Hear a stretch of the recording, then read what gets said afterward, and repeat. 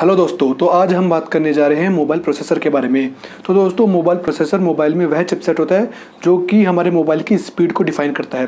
For example, जिस प्रकार हमारे इंसानी शरीर में हमारा दिमाग इतना महत्वपूर्ण होता है कि हमारे द्वारा किए जाने वाले सभी टास्क, सभी एक्टिविटीज़ को हमारा दिमाग ही कंट्रोल करता है, उसी प्रकार से मोबाइल प्रोसेसर मोबाइल में की जाने वाली सारी एक्टिविटी हो, चाहे वो मोबाइल में गेम प्ले करना हो या फिर मोबाइल में फ़ोटो क्लिक करना हो या फिर कोई भी सोशल मीडिया एप्लीकेशन या नॉर्मल एप्लीकेशन यूज़ करना हो, सभी काम हमारे प्रोसेसर के द्वारा कंट्रोल में ही किए जाते हैं। तो प्रोसेसर एक काफ़ी इंपॉर्टेंट और महत्वपूर्ण चिपसेट होता है हमारे मोबाइल फ़ोन में। तो प्रोसेसर होता है वो कुछ कंपोनेंट से मिलकर बना होता है, जिसमें मोस्टली सीपीयू और जीपीयू आते हैं। सीपीयू का मतलब होता है सेंट्रल प्रोसेसिंग यूनिट, जो कि हमारा मेन पार्ट होता है प्रोसेसर का। इसके अलावा होता है जीपीयू, जिसे हम ग्राफिकल प्रोसेसिंग यूनिट के नाम से भी जानते हैं। तो ये भी हमारे मोबाइल में जब हम वीडियो या फिर ऑडियो देखते हैं तो उसमें जो एनिमेशन होते हैं, जो पिक्सल साइज होती है, वो उसको प्रोसेस करने में जीपीयू की काफ़ी इंपॉर्टेंट रोल रहता है। अब हम बात करते हैं कि अगर हमारे मोबाइल का प्रोसेसर इसकी स्पीड अच्छी है, तेज़ है और वो काफ़ी एफिशिएंटली वर्क करता है, तो हमारा मोबाइल काफ़ी स्मूथ चलेगा।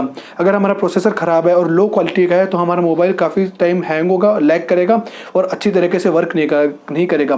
तो ऑल ओवर हमारी जो प्रोसेसर की स्पीड होती है, प्रोसेसर की एफिशिएंसी है, वो हमारे मोबाइल की क्वालिटी को डिफाइन करती है।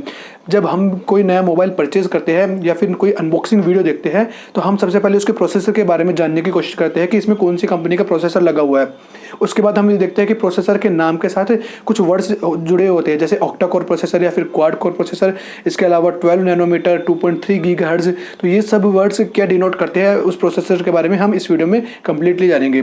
तो हम सबसे पहले ये बात जानते हैं कि जो प्रोसेसर होता है उसकी मैन्युफैक्चरिंग कैसे होती है। बेसिकली जो प्रोसेसर होता है वो कुछ भागों में बटा हुआ होता है, जिसे हम कोर के नाम से जानते हैं। हर कोर होता है, उसकी कुछ फंक्शनैलिटी होती है, हर कोर कुछ ना कुछ काम करने में सक्षम होता है। फॉर एग्जाम्पल, अगर हम बात करें ऑक्टा कोर की, तो अगर हमारा प्रोसेसर ऑक्टा कोर प्रोसेसर है, इसका मतलब यह है कि हमारा प्रोसेसर 8 भागों में बटा हुआ है और ये 8 भाग कुछ 8 अलग अलग प्रोसेस करने में सक्षम है। अगर हमारा प्रोसेसर क्वाड कोर है, इसका मतलब हमारा प्रोसेसर 4 भागों में बटा हुआ है। अगर हमारे प्रोसेसर ड्यूअल कोर है, इसका मतलब हमारा प्रोसेसर 2 भागों में बटा हुआ है। तो जिस प्रोसेसर में ज़्यादा कोर होंगे वह प्रोसेसर उतना एफिशिएंट होगा। सिंपल सी लैंग्वेज में हम इसे ऐसे समझ सकते हैं कि फॉर एग्जांपल, अगर हमारे पास ऑक्टा कोर प्रोसेसर है तो हम 8 प्रोसेस एक साथ कर सकते हैं। अगर हमारे पास क्वाड कोर प्रोसेसर है तो हम 4 प्रोसेस एक साथ कर सकते हैं। इसलिए हमारे प्रोसेसर में जितने ज़्यादा कोर्स होंगे उतने ही ज़्यादा हमारा प्रोसेसर एफिशिएंटली वर्क करेगा। अगर अब नेक्स्ट बात करते हैं हम नैनोमीटर की। तो दोस्तों, हम जैसे जैसे टेक्नोलॉजी में ग्रो करते जा रहे हैं वैसे वैसे हमने साइज जो कंपोनेंट यूज़ किए जाते हैं उसकी हमने साइज को रिड्यूस करना चालू कर दिया है। हम जानते हैं कि जो हमारा प्रोसेसर होता है वो सेमीकंडक्टर से मिलकर बना होता है। इसमें बेसिकली हम डायोड और ट्रांजिस्टर का यूज़ करके और लॉजिक गेट से यूज़ करके हमारा प्रोसेसर बना हुआ होता है। तो दोस्तों, अगर हम बात करें ट्रांजिस्टर की, तो ट्रांजिस्टर की साइज इसमें काफ़ी छोटी होती है, इसलिए इसकी जो ट्रांजिस्टर की साइज होती है उसे हम नैनोमीटर में मेजर किया जाता है। तो सबसे बड़ा फैक्ट ये है कि ट्रांजिस्टर की साइज जितनी ज़्यादा छोटी होगी हमारा प्रोसेसर उतना ज़्यादा फास्ट और रिलेवेंट होगा, क्योंकि अगर ट्रांजिस्टर कम स्पेस कवर करता है तो हमारा उसमें हम ज़्यादा ट्रांजिस्टर यूज़ कर सकते हैं और हमारा प्रोसेसर की स्पीड ज़्यादा तेज़ होगी और उसकी एफिशिएंसी भी ज़्यादा तेज़ होगी।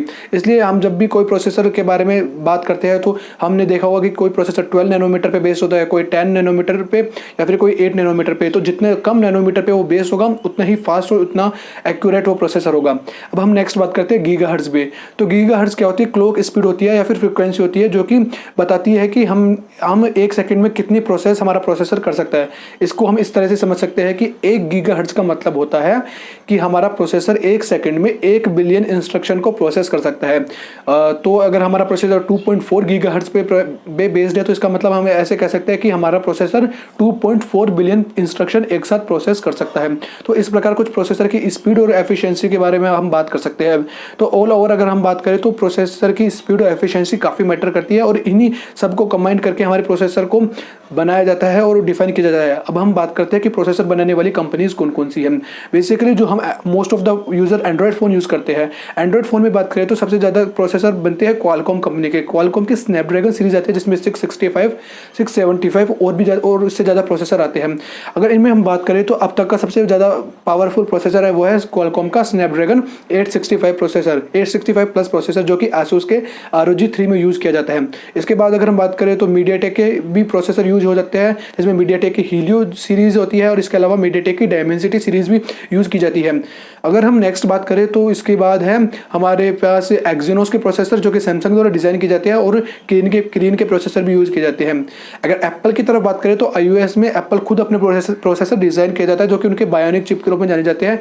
इसमें A सीरीज़ की बायोनिक चिप होती है, जो कि A12 बायोनिक चिप या फिर A13 बायोनिक चिप होती है। जो अब तक की सबसे पावरफुल चिप है वो है A13 बायोनिक चिप, जो कि एप्पल के आईफोन 11 सीरीज़ के फ़ोन में यूज़ की गई है।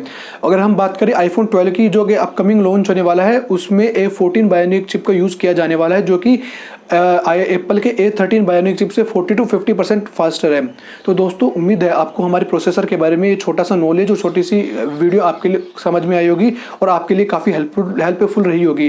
तो अगर आपको ये वीडियो पसंद आती है तो मेक श्योर आप हमारे चैनल को सब्सक्राइब करके वीडियो को लाइक करेंगे और कमेंट करके बताएंगे आपको वीडियो को कौन सा पार्ट अच्छा लगा। सब्सक्राइब करके नोटिफिकेशन बेल को प्रेस कर लीजिए, ताकि आपको फ्यूचर में कोई भी इस तरह की इंपॉर्टेंट वीडियो देखनी हो तो आपको पहले से नोटिफिकेशन मिल जाए और आप मिस न कर पाओ। तब तक के लिए शुक्रिया, धन्यवाद और स्टे होम स्टे सेफ। धन्यवाद।